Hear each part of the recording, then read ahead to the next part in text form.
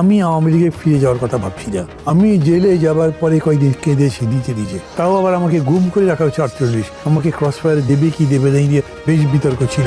আওয়ামী লীগের কথা বললেন, আমার প্রশ্ন হচ্ছে যে আওয়ামী লীগকে রিফাইন্ড করা সম্ভব কিনা, এটা একটা প্রশ্ন। এই কারণে করছি যে মাহমুদুর রহমান মান্না এই আওয়ামী লীগের সাংগঠনিক সম্পাদক ছিল।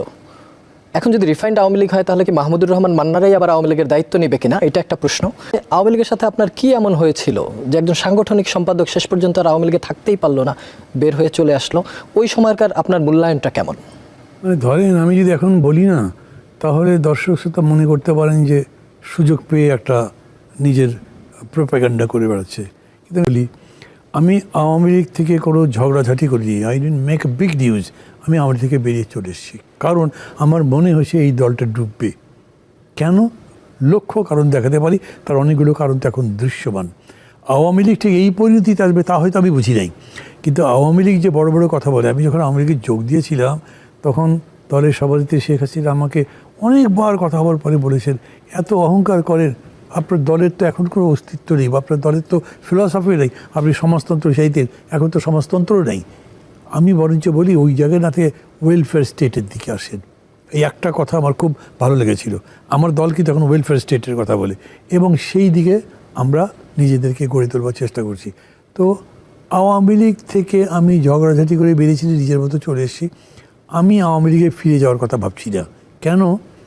আমি কিন্তু মনে করি যে আওয়ামী লীগে মাহমুদুর রহমান মান্না আছে, আরও অনেক আমার চেয়ে আরও বেটার লোকজন আছে।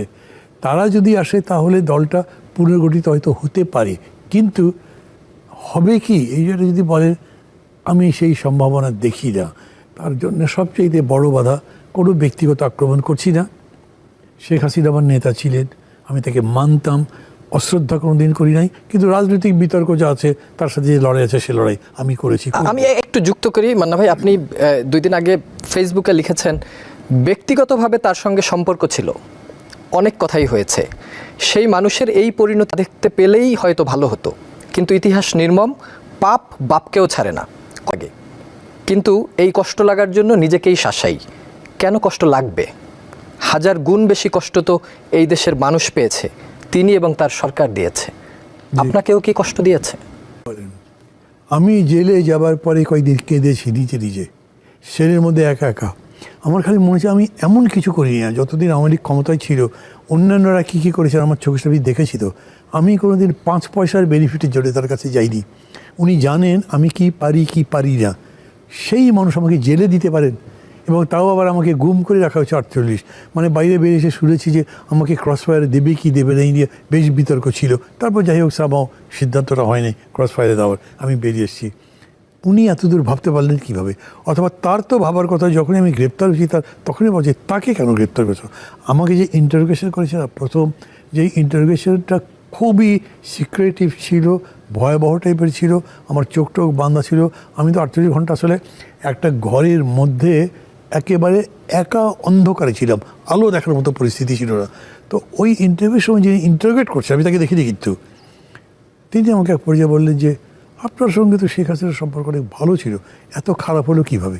তখন আমার চোখে পানি এসে গেছিলো, কারণ আমার তো দুর্বলতা তার প্রতি ছিল, যেটা ধরেন এখন আমি যেটা বলেছি, আমি এটা বলছি তার জন্য আমার খারাপ লাগছে। কিন্তু ওই যে বললাম, খারাপ লাগলেও আমি নিজেকে সরাসরি খারাপ লাগবে কেন, এগুলো কথা তো আমি তাকে বলেছি যে এই করলে কিন্তু এই হতে পারে, এরকম থাকা উচিত। উনি উল্টো তখন স্নেহের সঙ্গে কিন্তু ধমক দিয়েছে, রাখো তা তো ভালো কথা বলো না, কীভাবে চলে তুমি বোঝো, আমি বুঝি সেইটা করেছেন।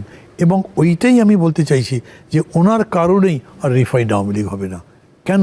এই উদ্যোগটা উনি নিতে হবে, উনি তার জায়গা ছেড়ে দেবেন, নতুনদের জায়গা দেবেন।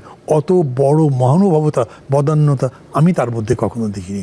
বলবার সময় বলেন, আমি মানে অনেক বড় মানুষকেই এরকম দেখেছি যারা কথা বলেন বড়, কিন্তু কাজে কখনোই বড় নন।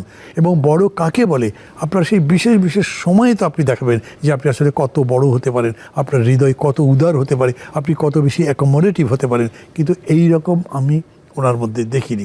মানে শেষ সময়টাও দেখেন, আর্মি এয়ারফোর্স ডেকে বলছে যত লোক মারে মরুক, আমি ক্ষমতায় থাকতে চাই। আমি শুনেছি, এখন তো এটা প্রায় প্রমাণিত, যেভাবে গলাগুলি হয়েছে, যেভাবে মানুষগুলো মারা গেছে, এবং কত নিদারুণ নির্মম করুণ মৃত্যু একটা।